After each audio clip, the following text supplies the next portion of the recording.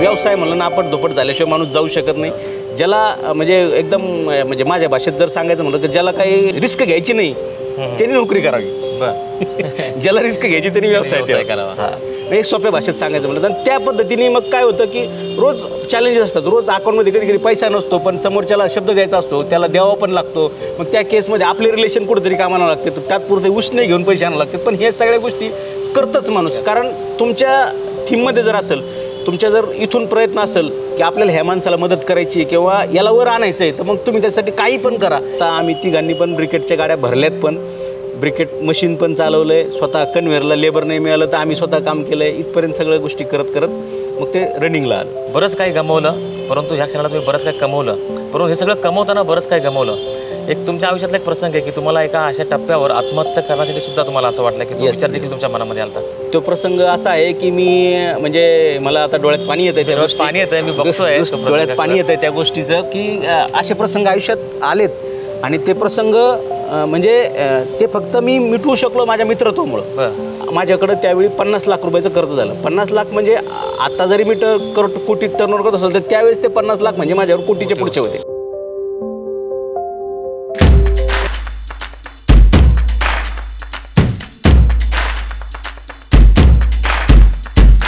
नमस्कार, मी प्रवीण दाभाडे. आपलं इनसाईड स्टोरीमध्ये स्वागत. इनसाईड स्टोरीच्या पहिल्या भागामध्ये सर्वप्रथम आपलं सर्वांचं स्वागत आहे. गेल्या अनेक वर्षांपासून हा प्रयत्न हा यशामध्ये उतरताना आपला दिसतो आहे. इनसाईड स्टोरीचा उद्देशच मुळात असा आहे की गेल्या प्रत्येक वर्षामध्ये व्यावसायिक क्षेत्रामध्ये आपला प्रचंड बदल आपल्याला पाहायला मिळतो आहे. अनेक तरुण उद्योग क्षेत्रामध्ये वळताना आपल्याला पाहायला मिळतात. अशाच एका उद्योजकाचे आपण ह्या इनसाईड स्टोरीमध्ये आपण संवाद साधणार आहोत. नेमकं ह्या व्यावसायिकांनी बायोमॅस ब्रिकेट्स या एकदम अशा विलक्षण या क्षेत्रामध्ये त्यांनी आपलं पाऊल उचललं आणि त्यांनी या क्षेत्रामध्ये कशा पद्धतीने यश प्राप्त केलं, या सगळ्या गोष्टीवर, त्यांच्या सगळ्या संघर्षावर आपण त्यांच्यासोबत आपण चर्चा करणार आहोत. माझ्यासोबत व्हर्च्युअल व्हाईट फ्लेम या कंपनीचे संस्थापक आणि संचालक आनंद झिरपे सर आहेत. आपण त्यांच्यासोबत संवाद साधणार आहोत. नमस्कार सर. इनसाईड स्टोरीमध्ये आपलं स्वागत. नमस्कार. सर्वप्रथम सर, मला प्रश्न असा आहे की बायोमास ब्रिकेट्स हे क्षेत्र तसं खूप चॅलेंजिंग आहे. आणि अशा सगळ्या चॅलेंजिंग क्षेत्रामध्ये तुम्ही तुमचं पाऊल उचललं. आज अनेक करोडोची तुम्ही उलाढाल करतात. मला असं कळतं की गेल्या अनेक दिवसांपासून तुम्ही अनेक उद्योजक देखील या सगळ्या प्रक्रियेमध्ये घडवलेत. हा सगळा प्रवास आपण ह्या चर्चेमध्ये जाणून घेणार आहोत. परंतु त्या अगोदर मला तुमचा एकंदरीत तुमची जडणघडण, तुमच्या सगळ्या आयुष्याची जी काही जडणघडण आहे या सगळ्या प्रक्रियेमध्ये कशी झाली, तुमचा ह्या सगळा व्यावसायिक प्रवास हा कसा राहिला, हे सगळं जाणून घेण्या अगोदर मला एक प्रश्न खूप महत्त्वाचा वाटतो जाणून घेणे की ग्रामीण भागातून तुम्ही येत आहे, अहमदनगरसारख्या एका तालुक्यातून तुम्ही येत आहे. तुमचं बालपण या सगळ्या प्रक्रियेमध्ये कसं गेलं हे जर तुम्ही सांगितलं की अनेक तरुणांना याच्यातून प्रेरणा घेता येऊ शकते. म्हणजे बालपणीचं सांगायचं म्हटलं तर मी चापडगाव, तालुका शेवगाव, जिल्हा अहमदनगर या ठिकाणी माझं 1ली ते 10वीचं शिक्षण झालं. प्लस माझा जन्मही त्याच गावी झाला, 10वीपर्यंत शिक्षणही त्याच गावी झालं.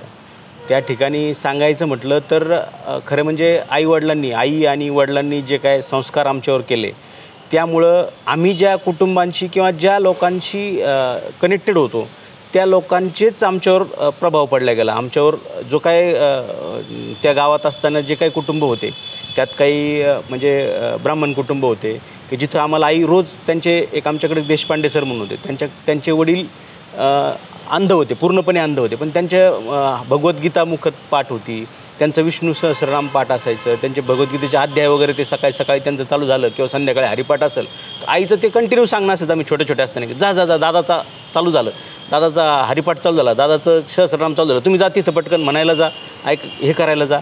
आणि त्याच कुटुंबातील काही मित्र आहेत आमचे, म्हणजे मुलं, सरांचे मुलं पण आमच्याच वयाचे मुलं म्हणजे आमच्याबरोबर मित्र असायचे.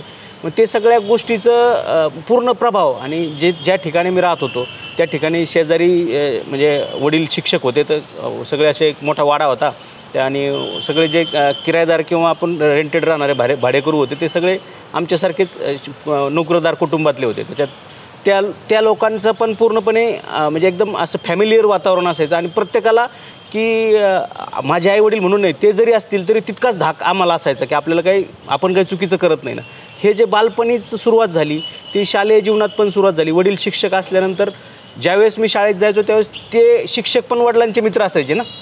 म्हणजे तिथं आपल्याला पूर्णपणे एक प्रोटोकॉलसारखं नाही का आपण शिक्षकाचा मुलगा आहे हे करून आपण असं म्हणजे हे राहिलो. पण तसं पाहिलं तर शालेय जीवनात मी म्हणजे प्रत्येक स्पर्धेत असेल म्हणजे प्रत्येक असं एखादा काही इव्हेंट असेल त्याच्यात मी भाग घेत राहिलो. त्यामुळे मला थोडंसं कशाची पण आवड असायची, म्हणजे कोणती गोष्ट करण्याची, बाहेर फिरायला जायचं, सहलीला जायचं. म्हणजे माझं सांगायचं म्हटलं तर मी 4थीला असताना एकटा मुंबईला गेलो आहे. वडिलांचे एक मित्र होते, ते CISFमध्ये सर्व्हिसला होते. ते आले गावाकडं, ते म्हटले का सुट्टी होती दिवाळीची, ते मी म्हटलं मला जायचं त्यांच्याबरोबर. मी गेलो. ज्यावेळेस मी मुंबईत गेलो, म्हणजे मुंबईत गेल्यानंतर ते कुलाब्याला चर्चगेटला त्यांचे क्वार्टर होते. त्यांनी आम्हाला पहिल्या दिवशी म्हणजे तिथून त्या क्वार्टरपासून पायी याच्यापर्यंत गेट ऑफ इंडियापर्यंत घेऊन गेले. त्या दिवशी गेट ऑफ इंडिया पाहिलं. दुसऱ्या दिवशी ते ड्युटीला गेले, मी एकटाच गेलो. तर मग तो प्रसंग असा आहे की मी ज्यावेळेस एकटा गेलो त्यावेळेस तिथं मुंबई दर्शनच्या गाड्या, ते सकाळ 8-8:30ला मी ते गेल्यानंतर 9च्या दरम्यान मी तिथं गेलो. तिथं ते मुंबई दर्शनच्या गाड्या होत्या. मुंबई दर्शन 200 रुपयात, माझ्याकडे घरून 300 रुपये नेले होते. मी 200 रुपये त्याला दिले आणि बसलो गाडीत. मुंबई दर्शनला गेलो, पण ती गाडी मला माहितीच नाही की ती 5 वाजता सोडणार आहे का 8 वाजता. त्यांनी सोडलं मला रात्री 9 वाजता त्या पॉईंटला. रात्री 9 वाजता सोडलं. तोपर्यंत इकडं घरी त्यावेळेस लँडलाईन फोन असायचे. घरी फोन की अनंत गेला, अनंत नाही, गायब झाला. वडिलांनी त्यावेळेस बी ॲश्युअर केलं त्यांना, ते कुठं जाणार नाही, तो 1-1.5 तासात येणार म्हणे. तो 9-9:30 येईल, कारण ते कुठंतरी बाहेर कशात तरी त्याला फिरायचं खूप नाद आहे म्हणे. तो एक प्रसंग झाला. तर असं मला ही बालपणीपासूनच जी आवड आहे, त्या आवडीच्या निमित्ताने मग शालेय जीवनात जर विचार केला तर शालेय जीवनात मी तसं शैक्षणिकदृष्ट्या म्हणजे 10वीपर्यंत मी चांगल्यापैकी अभ्यास करत होतो. माझं बॅड लक असं आहे की मी 1 मार्काने नापास झालो आहे. 10वीच्या बोर्डात मी 1 मार्क, मला अर्धा मार्क जरी जास्त असतं तरी मला 53% मार्क मिळाले असते आणि मी पास झालो असतो. पण ते एक माझ्यासाठी मी म्हणजे मी एक मानणारा माणूस, माझं वैयक्तिक मानसिकता अशी की ती म्हणजे तिथं मी नापास झालो म्हणून मी कुठंतरी काहीतरी वेगळं करण्याचं, म्हणजे जिथं दोर कापले जातात तिथंच माणूस प्रयत्न करतो, ह्या मताचा मी आहे. म्हणून मी ते काही ना काही दुसरं, मग आता मला काय करू शकतो शिक्षणात मी, नाही तर मग मी व्यवसायात कसं जाईल, किंवा मी अगोदर काय करू शकतो, मग नोकरीत नाही तर आपण शिक्षणात काय करू शकतो. म्हणून मी खूप साऱ्या गोष्टी 10वी नापास झाल्यानंतर मी 1 वर्षभर पूर्ण घरची शेती केली. म्हणजे मी 1.5 एकर शेती, म्हणजे आमची सगळी 4-5 एकर शेती आहे, जास्त मोठी नाही. पण त्याच्यातल्या 1.5 एकरचा जो ऊस मी केला होता, त्यावेळी मी स्वतः त्या ऊसाचं पूर्ण माती लावणं, सगळ्या गोष्टी करणं, त्याच्यातलं हे स्वतः खुरपणीला पण स्वतः आपण काम करू लागणं, ते सगळं गोळा करणं, हे पूर्ण 1 ते 1.5 वर्ष केलं. त्यावेळी मी त्यावेळी त्या 1.5 एकरामध्ये मी त्यावेळेस म्हणजे जवळजवळ 85-90 टन ऊस त्यावेळेस गेला होता आमचा. म्हणजे ते असं प्रत्येक गोष्ट थोडंसं आवडीने करायची सवय. तिथं पण मी वेगवेगळे डेव्हलपमेंट, तिथं मी ते ऊस खांदायचं मशीन तयार केलं, ते इलेक्ट्रिसिटीवर जोडलं, पण ते काय सक्सेस नाही झालं. म्हणजे असं मला छंद आहे तर मी ते करत राहायचो काहीतरी. त्यानंतर मग मी म्हणजे 10वीचं माझं हे झाल्यानंतर निकाल लागला आणि मी म्हणजे त्याच्यानंतरचा काळ आहे थोडासा, पण निकाल लागल्यानंतर मग थोडंसं शिक्षकाचा मुलगा, गावाकडं थोडंसं कुचंबना झाली, बाहेर निघायचं थोडंसं हे वाटलं, कारण माझं तसं बऱ्यापैकी सगळीकडे परिचय होता. पण मग ते मनात असं झालं की नाही बा, आपण आता नापास झालो, आपलं संपलं आहोत, म्हणजे आपण काही करू शकत नाही, असंच जाणवायला लागलं. तिथून मी पुण्याला आमचे एक नातेवाईक आहे त्यांच्याकडे गेलो. ते नागपूर चाळ म्हणून एरिया आहे पुण्यात, येरवड्याच्या जवळ. तिथं त्यांचं भाजी मार्केटमध्ये भाजीचं स्टॉल होतं. मग मी स्वतः जाऊन त्यांच्यासोबत राहिलो 8-10 दिवस. आणि मग मी तिथं पुणे नगर रोडवर एक इडन गार्डन म्हणून सोसायटी आहे, मग तिथं चंदननगरला मी पहाटे त्यांच्याबरोबर जायचो. तिथं भाजीपाला घ्यायचो. सायकलवर एक टोकरी मांडली होती आणि त्या टोकरीत मी ते सायकलवरचं भाजीपाला त्या इडन गार्डन सोसायटीच्या गेटवर जाऊन विकायचो. तर त्यावेळेस मला तिथं 150 ते 200 रुपये पर डे मिळायला लागले. पण मी 1-1.5 महिना तिथं राहिल्यानंतर घरचे आले, ते म्हटले की नाही आपण असं काय करायचं असतं का, आपण गावाकडं जाऊ, काहीतरी करू.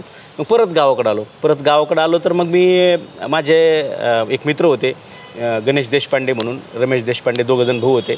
त्यांचं किराणा दुकान होतं आणि त्याच्या संलग्न कापूस विकत घेण्याचा आणि ते मार्केटला नेऊन विकण्याचा व्यवसाय होता. मग तो व्यवसाय त्याचा कालावधी असतो 2-4 महिन्याचा. त्यावेळेस शेतकऱ्याकडे ज्यावेळेस कापूस येतो त्यावेळेस आपण ते करतो. मग त्यावेळेस मी त्यांच्यासोबत तिथं काम केलं. मग ते म्हणले की कसं करणार, तर मी म्हटलं मला कामाला ठेवा तुम्ही.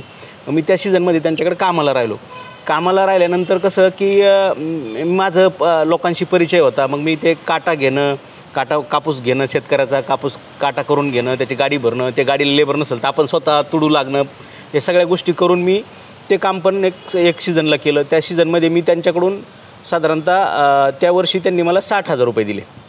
आयुष्यातली ती पहिली कमाई होती का अशी आपण एकदम एका टायमाला घेतलेली. मग ते घेतल्यानंतर पुढच्या वर्षी परत मी त्यांच्याबरोबर काम केलं. तर मग मी ते कापूस जे सेंदवा वगैरे तिकडे घेऊन जायचो. तिथं काही म्हणजे तिथं मी अशी लिंक लावली की ते जे त्यावेळी पप्पू शेठ म्हणून एक होते, त्यांचं पूर्ण महाराष्ट्र आणि MP मध्ये त्यांचं नेटवर्क होतं, त्यांचे स्वतःचे जिनिंग्स होते. मग त्यांच्याकडे मी तिथे एक मुनीम होते, त्यांच्याबरोबर मी ओळख करून ते सगळ्या गोष्टी करून मग त्यांनी मला थोडंसं, मी छोटा होतो वयाने, मी सांगताना क्लिअर सांगायचो, सर असं असं आहे, एवढं हे सगळं केलेलं आहे आणि असं असं रेट घेतलेला आहे, मला एवढीच मार्जिन राहील, ते क्लिअर सांगून मग ते मला त्याच्यात 40-50 रुपयांनी कसे पैसे राहतील याचा विचार करून ते द्यायचे. मग त्यांनी मला दुसऱ्या वर्षी आयडिया सुचवली की तू काय कर, तू 40 गावच्या जिनिंगमध्ये आण आमचा कापूस. मग मला 40 गावला आल्यामुळे रोज ट्रिप लागायला लागली. मग ते रोज ट्रिप लागायला लागली तर त्यावेळेस मग जास्त पैसे मिळाले. मग त्यावेळेस मला त्यांनी 1,20,000 दुसऱ्या वर्षी त्यांनी मला दिले. अशा प्रकारे ते पण मी काम केलं. त्याच्यानंतर जर विचार जर केला म्हणजे बालपण गेल्यानंतर मग पुढं व्यावसायिक सुरुवात झाली माझी आणि ती व्यावसायिक सुरुवात आता चालू आहे. त्याच्यात व्यावसायिक सुरुवातीत जर विचार केला तर अजून काही गोष्टी आहेत. तुमचा एकंदरीत प्रवास पाहिला तर तसा फार खडतर आहे. म्हणजे अनेक वेगवेगळे प्रयोग तुम्ही सगळ्या व्यावसायिक स्तरावर केले. आपल्या मगाशी बोलण्याच्या एका चर्चेनंतर एक मुद्दा मी प्रकाशाने जाणून घेण्याचा प्रयत्न केला की तसं तुमचं शिक्षण फार कमी, म्हणजे मला वाटतं 12वी शिक्षण तुमचं झालेलं आहे. येस. ठीक आहे, अगदी कमी शिक्षण असताना परंतु बायोमास या सगळ्या ब्रिकेट्स इंडस्ट्रीमध्ये हे फार तांत्रिक गोष्टी आहेत. म्हणजे ॲग्रिकल्चर इंडस्ट्री फार टेक्निकल गोष्ट आहे. आणि तुम्ही या सगळ्या चॅलेंजिंग क्षेत्रामध्ये तुम्ही तुमचा प्रवेश केलात. काय सुरुवातीच्या काळामध्ये आव्हानं आली हे सगळं उभा करताना? नेमकं आव्हानं तर खूप, म्हणजे प्रत्येक पावली आव्हान येत होतं. म्हणजे सुरुवातीला म्हणजे प्लांट उभा करायचा म्हणजे माझ्या विचारात आलेली संकल्पना तिला अंमलात आणायला मला 10 ते 12 वर्ष गेले. म्हणजे मी स्वतः 2-3चा कालावधी असेल त्यावेळी माझ्या हे ब्रिकेट मॅन्युफॅक्चरिंगच्या इंडस्ट्रीशी थोडंसं संपर्क आला. माझे एक बंधूचे साडू होते, त्यांच्याकडे एक ट्रक होती. ती ट्रक त्यांच्याच्याने चालवलं जात नव्हती. मी फ्री होतो घरी, तर मग ते म्हणले तुम्ही चालवता का म्हणून. मी ती ट्रक आणली, तिच्यावर ड्रायव्हर ठेवला आणि ती मी चालवायचो इकडं तिकडं, म्हणजे कुठं रेंटने दे, कुठं ट्रान्सपोर्टकडं दे, असं मी करायचो.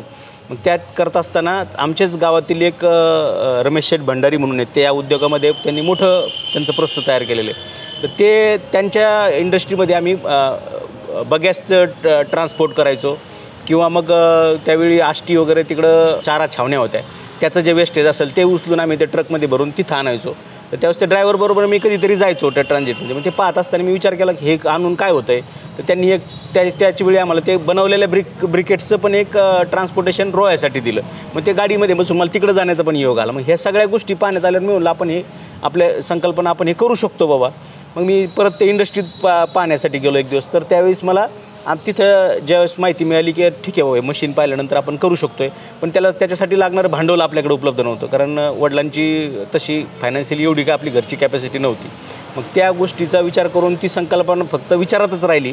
तिला अंमलात आणायला मला 2011-2012 झाले.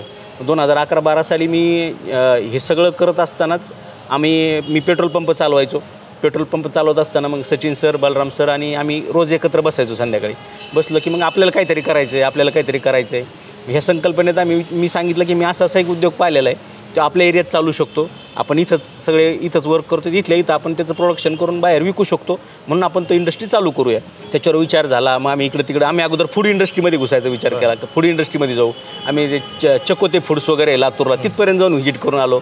अजून बरेच फूड्सचे प्रोडक्ट होते तिथं जाऊन आलो. पण ते आम्हाला फूड्सचं काय म्हणजे थोडंसं वाटलं की चॅलेंजिंग आहे, आपण मार्केटिंग नाही करू शकत, हे नाही करू, असं काहीतरी प्रॉब्लेम काढून ते डिलीट झालं. आणि मग हा विषय आला की बायोमास ब्रिकेटच करायचं म्हणून. मग बायोमास ब्रिकेट करायची संकल्पना आल्यानंतर मग आम्ही सुरुवात केली. त्याच्यावर जिल्हा उद्योग केंद्रात व्हिजिट केली. कसं करता येईल, काय करता येईल, म्हणजे कसं उपलब्ध होऊ शकतं. मग तिघांचे आर्थिक आम्ही मग तिघांचं कॉन्ट्रीब्युशन म्हणून पैसे जमा केले आणि हाय इंडस्ट्रीत आपण सुरुवात केली. मग जिल्हा उद्योगचं जे काय सबसिडीज वगैरे हे आपल्याला थोडंसं लेंदी प्रोसेस होती आणि ते सगळं करत बसण्यापेक्षा मग हे जे पार्टनर होते बलराम सर यांचे बंधू वगैरे म्हणले की तुम्ही एकदा चालू करा, मग आपण घेऊया सबसिडी. म्हणजे तसंच मग फक्त त्यांचा सपोर्ट मिळाल्यामुळे ह्या गोष्टी आम्हाला पटकन करता आल्या. मग आपण प्रोडक्शनला चालू केलं. प्रोडक्शननंतर खूप सारे म्हणजे मटेरियल विक्रीचा प्रॉब्लेम तर प्रोडक्शन क्वालिटीचा प्रॉब्लेम. मग आम्ही स्वतः हे कलेक्शन केलं. स्वतः आम्ही तिघांनी पण ब्रिकेटच्या गाड्या भरल्यात, पण ब्रिकेट मशीन पण चालवलं आहे. स्वतः कन्व्हेअरला लेबर नाही मिळालं तर आम्ही स्वतः काम केलं आहे. इथपर्यंत सगळ्या गोष्टी करत मग ते रनिंगला आलं. सरांचं नेहमी म्हणणं होतं, मगाशी आम्ही बऱ्याच वेळा चर्चा करत होतो की व्यावसायिकाने स्वार्थी कधी नसावा.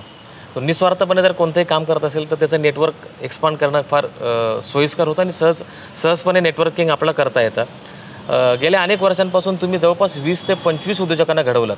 त्यातल्या काही उद्योजकांना मी या 2 दिवसापासून भेटतोय. प्रत्येक उद्योजक हा जवळपास 2.5 ते 3 कोटीच्या घरामध्ये वर्षाला त्याचा टर्नओव्हर आहे. हे सगळं करताना तुम्ही स्वतःची वैयक्तिक कंपनी मोठी करत असताना इतर देखील शेतकरी किंवा इतर ग्रामीण भागातला तरुण देखील हा व्यावसायिक झाला पाहिजे, तो देखील आर्थिक दृष्टिकोनातून का सक्षम होईल, हा विचार नेमका याच्या मागची काय प्रेरणा होती? हा विचार आला ठीक आहे, पण याच्या मागची काय नेमकी प्रेरणा होती हे जर तुम्ही सांगितलं तर बरं होईल. ते आता इनबिल्ट आपलं कल्चरच म्हणू शकतो त्या गोष्टीला आपण, की आम्हाला ते संस्कार होते की आपल्याला म्हणजे दिल्याशिवाय आपल्याला मिळणार नाही, हे माझी मूळ समज आणि ती घरातून पण झालेलं आहे की आपण जर दिलं समोरच्याला तरच आपल्याला काहीतरी परमेश्वर देईल. त्या बुद्धीतून आपण हे काम करतो आणि हे करत असताना कसं आहे की शेवट आपल्यासोबत काम करणारा माणूस उभं राहिला तरच आपण मोठं होऊ शकतो. ही संकल्पना मुळच आमच्या अंगात आहे आणि तीच आम्ही पुढं घेऊन जाताना हे सगळ्या लोकांना आज 20-25 नाही, आपल्याकडं कमीत कमी आज आपण 50 ते 60 लोकांना पूर्णपणे या गोष्टीत गाईड करतो आहे, व्यवसायात उभं केलं आहे. याच्याबरोबरच आपल्याबरोबर जे काही एम्प्लॉय म्हणून सुरुवातीचे पासून लोक आहेत त्यांना पण आर्थिक सक्षम कसं करता येईल, प्रत्येकाची गरज. म्हणजे मी तर प्रत्येकाला म्हणजे माझ्या ऑफिसमध्ये कर्मचारी असेल तर त्याला कामावर हजर होतानाच मी त्याला एक फॉर्म देतो की तुला येणाऱ्या 5 वर्षामध्ये तुला तुझ्या आयुष्यात काय पाहिजे. मग ते सगळ्या नीड्स मी घेतो आणि ते माझं जे गोल किंवा माझं जे टार्गेट आहे त्याच्यामध्ये मी त्याला पर इयरचे जे टार्गेट आहे, पर इयरचं माझं जे काम करण्याचं म्हणजे मी जे काही गोल ठरवतो त्या पर इयरच्या गोलमध्ये मी त्याच्या पण ज्या काही नीड्स आहेत म्हणजे त्याच्या पण गरजा पूर्ण झाल्या पाहिजे, त्याच्या पण इच्छा पूर्ण झाल्या पाहिजे, याच्यासाठी पण काम करतो. हे माझं कर्मचाऱ्यासोबत पण आहे. तितकंच माझं जेवढे लोक मी तयार केलेत बायोमास ब्रिकेटमध्ये, जेवढे माझे जवळचे लोक मॅन्युफॅक्चरिंग करतायत, ज्यांना मी उभं केलं आहे, ज्यांना मी स्वतः गाईड करून, म्हणजे राहुल देशमुखसारखा माणूस माझा वर्गमित्र होता, त्याची फायनान्शियल कॅपॅसिटी आल्यानंतर तो माझ्याकडे आला की मी टाकू का ब्रिकेट प्लॅन्ट, माझ्या भावाला काही उद्योग नाही आहे, तू करशील का मदत. मी त्याला सांगितलं की बाबा अशा पद्धतीने जर जायचं असेल तर आपण करूया आणि ते चालू केलं. पुढं कालांतराने त्यांच्या भावाचं निधन झालं काही कारणाने ॲक्सिडेंटमध्ये.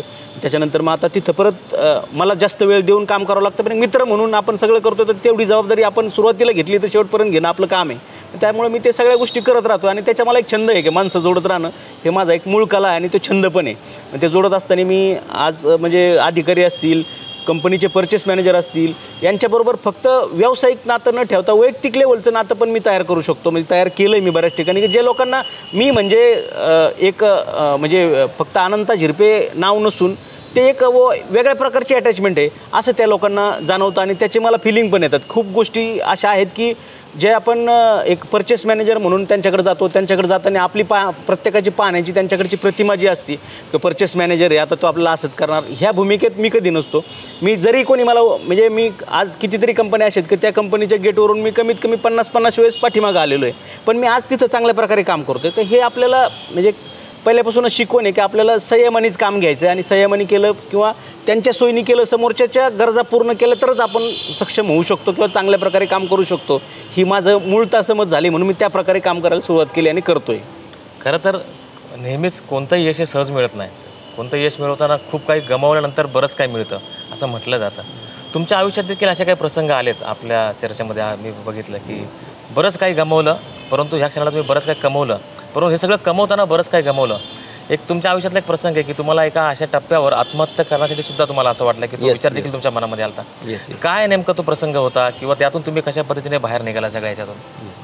तो प्रसंग असा आहे की मी म्हणजे मला आता डोळ्यात पाणी येतं आहे, पाणी येतं आहे, मी बघतोय डोळ्यात पाणी येतं आहे त्या गोष्टीचं की असे प्रसंग आयुष्यात आलेत आणि ते प्रसंग म्हणजे ते फक्त मी मिटवू शकलो माझ्या मित्रत्वामुळं. माझ्या मित्रत्वामुळं मी ते प्रसंग सगळे म्हणजे हे करू शकलो. कसं की मी म्हणजे वडिलांची रिटायरमेंट झाल्यानंतर त्यांच्या आयुष्याचं जी काही शेवटची कमाई आहे म्हणजे जी काही पेन्शनचा चेक असतो त्याचा तर किस्सा असा आहे की ते चेक घेण्यासाठी मी शिक्षकाचा मुलगा पंचायत समिती म्हणजे पंचायत समिती तालुका प्लेसला असतील, वडील रिटायर झाल्यानंतर तिथं चेक येतो त्यांचा रिटायरमेंटचा. मी तिथं ते चेक घ्यायला गेल्यानंतर तिथले जे अधिकारी होते ते म्हणले आम्ही शिक्षकाच्या मुलाला चेक देत नाही हो. कारण असे खूप प्लॉट झालेत की शिक्षकाचे पोरं खूप बोगस असतात म्हणे, ते पैसे काढून घेतात आणि त्या शिक्षकाला काहीच देत नाही. मग मी वडिलांना तिथून फोन लावला आणि म्हटलं तुम्हाला यावं लागेल पंचायत समितीत असं असं आहे. तर ते म्हणले ठीक आहे मी बोलतो. मग ते आले, ते चेक घेतला आम्ही आणि ते मी चेक विड्रॉल केला. म्हणजे पण मला त्यावेळी जाणवलं की आपल्या वडिलांनी आयुष्यभराची शेवटची कमाई आपल्याकडे दिली आणि ती कमाई दिल्यानंतर आपल्याला जे काही व्यवसाय उभा केला आपण त्याच्यावर जे आपण कुटुंब चालवत होतो ते कुटुंब चालवत असताना आपल्याकडून काही चूक न झालेली आहे. म्हणजे ॲक्च्युली तसं जर पाहिलं तर त्यावेळी माझी वैयक्तिक चूक काही नव्हती. कसं झालं की हा व्यवसाय करत असताना मी जे पेट्रोल पंपाचा व्यवसाय करत होतो त्याच्यात माझ्याकडे जे पेट्रोल पंप होता तो कोऑपरेटिव्ह संस्थेच्या नावाने होता. काँग्रेस आघाडी पहिले जे गव्हर्नमेंट होतं त्याच्या काळामध्ये काय झालं, डिझेलची सबसिडी गव्हर्नमेंटने बंद केली होती. त्याच्यावर ती बंद केल्यामुळे तिथं डिझेल आणू शकत नव्हतं, कारण त्याचा रेट डिफरन्स खूप होता, त्याला कस्टमर येऊ शकत नव्हता. आणि दुसऱ्या केसमध्ये जिथं भावाचं जॉईंट फॅमिलीत होतं, जिथं भावाचं मेडिकल दुकान आहे, त्या मेडिकल दुकानावर जिथं आमचं पूर्ण घराचं आर्थिक नियोजन चालायचं आणि त्या पेट्रोल पंपावर नियोजन चालायचं. दुसरी गोष्ट, त्या दोन्हीचे जे आर्थिक सोर्स होते त्याच्यात काय झालं की पेट्रोल पंपाचं त्या डिझेलमुळं सेल बंद झाला, तिथलं मार्जिन बंद झालं. आणि मेडिकल दुकानावर ज्या डॉक्टरांच्या आधारे मेडिकल चालायचं, ज्या डॉक्टरांवर डिपेंड मेडिकल दुकान होतं, त्या डॉक्टरांचा अचानक हार्ट अटॅकने निधन झालं.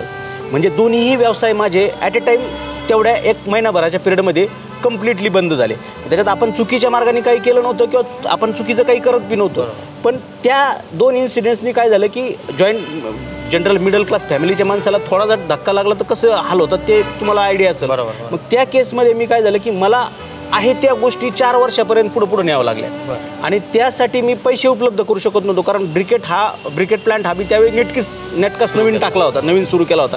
आणि जॉईंट पार्टनरशिप असल्यामुळे तिथून मी रेग्युलर उत्पन्न किंवा मला पगार म्हणून काही किंवा असं उत्पन्न म्हणून काही घेऊ शकत नव्हतं. मग त्या केसमध्ये मी खूप स्ट्रगलमध्ये आलो आणि माझ्याकडं त्यावेळी 50 लाख रुपयाचं कर्ज झालं. 50 लाख म्हणजे आता जरी मी कोटी टर्नओव्हर करत असेल तर त्यावेळेस ते 50 लाख म्हणजे माझ्यावर कोटीचे पुढचे होते. कारण ती गोष्ट एकदम फर्स्ट सिच्युएशनची म्हणजे फर्स्ट सुरुवातीच्या पिरियडची होती. ती इतकी हे होती की सांगू शकत नव्हतं. म्हणजे अक्षरशः माझ्याकडे गाडी होती, गाडी डिझेल टाकायला मला पैसे नसते, पंप माझाच, पण उद्या सकाळी त्याचा शॉर्ट पडणार आहे. उद्या ज्यावेळेस मला गाडीला लागणार आहे त्यावेळेस मला शॉर्ट पडणार आहे की 500 रुपये माझ्याकडे नाही ते टाकायला. मी हे कोणाला सांगू पण शकत नव्हतं, कारण सांगितलं तर आणखीन परत सगळ्या गोष्टीच्या अंगावर गोष्टी येतील. म्हणून मी ते सांगितलं नाही. फक्त माझे पार्टनर लोक त्यावेळेस माझ्यासोबत होते. सचिन जावळेंनी मला त्यावेळेस खूप धीर दिला. माझ्याकडे एक कर्मचारी आहे सोमनाथ नाचन म्हणून, त्यांनी पण त्यावेळेस पूर्णपणे मला म्हणजे एकदम त्या पोझिशनमध्ये म्हणजे मी अक्षरशः फोन बंद करून निघून जाणार त्यावेळेला त्यांनी मला मदत केली. नाही सर तुम्ही जायचं नाही, आपण करू काही नाही. मग त्यावेळी मी ही गोष्ट माझे पार्टनर बलराम सर आणि त्यांचे भाऊ यांना सांगितल्यानंतर त्यांनी मला पूर्णपणे आर्थिक मदत म्हणजे देण्याचं आश्वासन दिलं. आणि त्यांनी 8च दिवसामध्ये मला काही प्रोव्हिजन्स करून दिल्या की जेणेकरून ते फंड्समध्ये मी परत रुटीन करू शकलो. परत माझं सबसिडाईज डिझेल चालू झाल्यानंतर मी पंप चालू करू शकलो. भावाला मी पुण्याला मेडिकल टाकून देऊ शकलो. भावाला पुण्याला दुकान चालू केलं, भावाचं दुकान पण सेट झालं. आणि मग त्या गोष्टीतून हे झाल्यानंतर तोपर्यंत माझा ब्रिकेट बिझनेस पण थोडासा रुटीनला आला होता. मग रुटीनला आल्यानंतर त्याच्यात पण काम चांगल्यापैकी चालू केलं.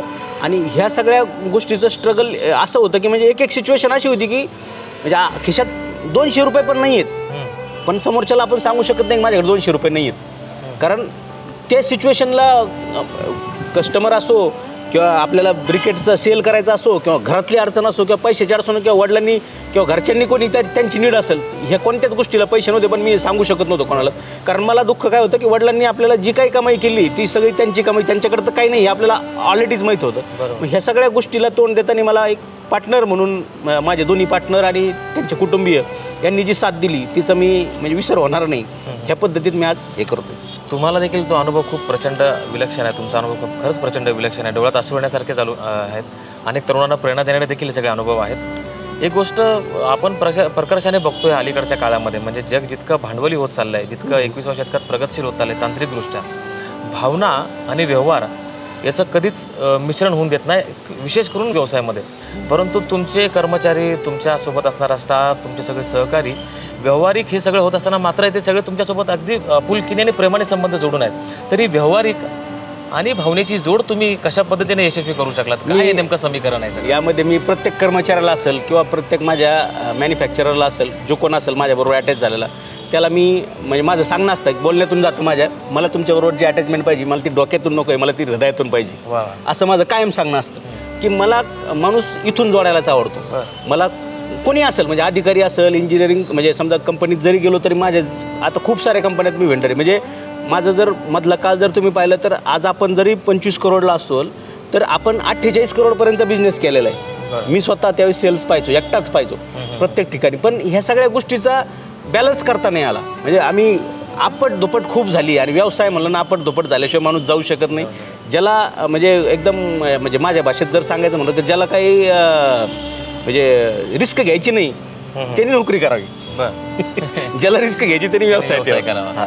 एक सोप्या भाषेत सांगायचं म्हटलं तर त्या पद्धतीने मग काय होतं की रोज चॅलेंजेस असतात. रोज अकाउंटमध्ये कधी कधी पैसा नसतो, पण समोरच्याला शब्द द्यायचा असतो, त्याला द्यावा पण लागतो. मग त्या केसमध्ये आपले रिलेशन कुठेतरी कामाला लागते, तर त्यात पुरते उष्णे घेऊन पैसे आणावं लागतात. पण हे सगळ्या गोष्टी करतच माणूस, कारण तुमच्या थीममध्ये जर असेल, तुमच्या जर इथून प्रयत्न असेल की आपल्याला ह्या माणसाला मदत करायची किंवा याला वर आणायचं आहे, तर मग तुम्ही त्यासाठी काही पण करा. आणि व्यवसायात असं आहे की प्रत्येक दिवशी तुम्हाला चॅलेंज स्वीकारावंच लागतं. तुम्हाला जर रोज अडचण नाही आली तुम्ही काहीच करत नाही, कारण हे सगळं म्हणजे शिकलो आहे आम्ही पूर्णपणे. म्हणजे अकाउंटमध्ये पैसा नसताना पण काम केलं आहे, पैसे दुसऱ्याकडून उष्णे घेऊन पण काम केलं आहे, CC संपल्यानंतर पण काम केलं आहे, CC आल्यानंतर पण काम केलं. त्याच्यामुळं ह्या सगळ्या गोष्टीचा विचार जर केला तर हे फक्त एक म्हणजे नाही का खेळासारखा विषय आहे. म्हणजे याला खेळासारखं घेतलं तरच मजा आहे. त्याच्यामुळं ह्या गोष्टीला आपण म्हणजे मी तरी वैयक्तिक तसं म्हणू शकतो की व्यवसाय करताना अडचणी आल्याशिवाय तर पुढे जाऊ शकत नाही. अडचण आलीच पाहिजे तरच आपण पुढे जाऊ शकतो. आणि त्या अडचणीवर मार्ग काढणं म्हणजे तुमची संगत आहे. तुम्ही कोणत्या लोकांच्या विचारात राहताय, तुम्ही कोणाच्या संगतीत आहात, तुम्ही कोणाच्या प्रभावात आहात, तुम्हाला कोण शिक्षक आहे. प्रत्येक ठिकाणी माणसाला शिक्षक लागतो, प्रत्येक क्षेत्रातला शिक्षक लागतो, म्हणजे मेंटॉर लागतो. तो मेंटॉर कोण आहे, तो जर असेल तुमचा सक्षम, तो जर अचिव्हमेंट त्यांनी जर त्याचे सगळे टार्गेट्स अचीव्ह केले असतील तर तुम्ही त्याला जर फॉलो केलं तर तुम्ही अनसक्सेस होणार नाही. हे माझं वैयक्तिक मत आहे. एक शेवटच्या प्रश्नाकडे जाण्या अगोदर एक प्रश्न तुम्हाला विचारतो मी टेक्निकली या सगळ्या याच्यामध्ये. बेसिकली बायोमास ब्रिकेट्स हे जे प्रोडक्ट आहे हे गेल्या अनेक वर्षांपासून इंडस्ट्री फार तशी मोठी आहे. तशी पाहता एक जस्ट प्रेक्षकांना एक मुद्दा समजून सांगायच्या दृष्टीने की बायोमास प्रोडक्ट हे नेमकं काय आहे आणि त्याचा उपयोग हा सगळ्या पर्यावरणासाठी कशा पद्धतीने केला जातो, तो किती पर्यावरणपूरक आहे हे थोडक्यात प्रेक्षकांसाठी सांगा. ओके.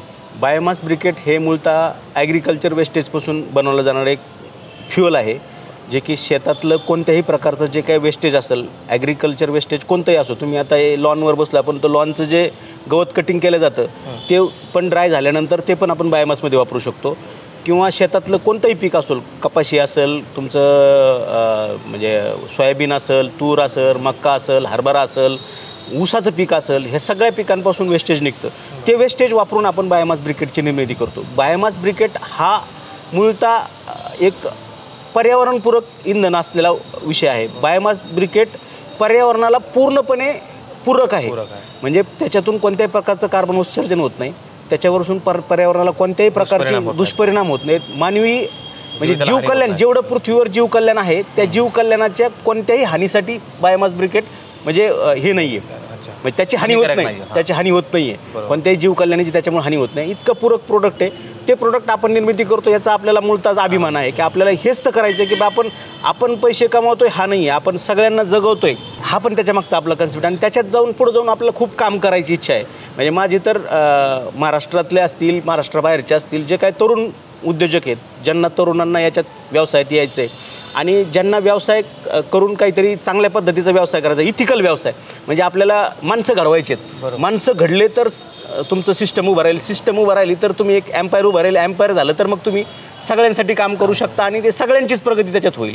जसं आज म्हणजे मोठ्या मोठ्या इंडस्ट्रीत पाहिलं जर टाटांचा जर विषय घेतला आपण तर त्यांचं कसं चाललं आहे की बाबा शून्यापासून सुरुवात करतायत आणि प्रत्येक एक एम्पायर उभं झाल्यानंतर ते सगळ्यांना त्याच्यात आज त्यांनी कॅन्सरसाठी झालं म्हणजे याच्यासाठी झालं असं कितीतरी सेवा देत आहेत. त्या सेवा पण आपल्याला ह्या माध्यमातून देऊ शकतो. कोणत्या पर्यावरणाच्या, माझा तर कन्सेप्ट एक मला पर्यावरणाची सेवा करायची, म्हणजे जे काय असेल ते माझे जे सिस्टीम उभं राहील ते मला आज 200 ते 250 प्लांट महाराष्ट्रामध्ये उभं करायचे, ते सगळ्यांना घेऊन मला हे काम करायचे.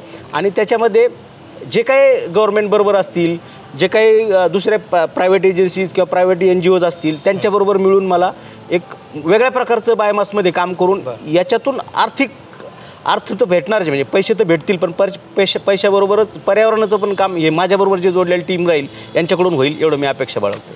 एक शेवटचा प्रश्न जाता जाता की तुमच्या सगळ्या चर्चेतून बऱ्याच गोष्टी शिकण्यासारख्या आहेत अनेक तरुणांना, पण स्पेसिफिक प्रश्न आहे की आजच्या सगळ्या धावपळीच्या जीवनामध्ये तरुण हा प्रत्येक तरुण काहीतरी करण्यासाठी धडपड करतो आहे. कुणाला व्यावसायिक बनायचं आहे, कुणाला इंजिनियर बनायचं आहे, पण आज या सगळ्या धावपळीच्या जगामध्ये स्पर्धा मात्र फार वाढलेली दिसते आपल्याला. आणि अशा या सगळ्या स्पर्धात्मक युगामध्ये जवळपास अशा अनेक तरुण आहेत ज्यांच्या मनामध्ये नेहमी हा विचार येतो की आत्महत्या करण्याचा विचार येत असतो की आता आयुष्य संपवायला पाहिजे का, आता आपण थांबायला पाहिजे का. तर तुम्ही आताच्या सगळ्या तरुण पिढीला शेवट काय संदेश द्यायला सगळ्या निमित्तानं की तरुण पिढीने या सगळ्या संकटावर कशा पद्धतीने मात करायला पाहिजे, त्यासाठी मानसिक याचं जे मेंटल प्रिपरेशन आहे ते कशा पद्धतीने करायला पाहिजे सगळ्यामध्ये. येस, हे तर एकदम चांगला प्रश्न आहे की आजच्या तरुणाई तर म्हणजे झेंडे घेऊन फिरण्यातच गुंतलेली आहे. म्हणजे ते जो प्रकार आपण पाहतोय का तो एकदम म्हणजे आपल्याला मनाला भावत नाही तो प्रकार अजिबात.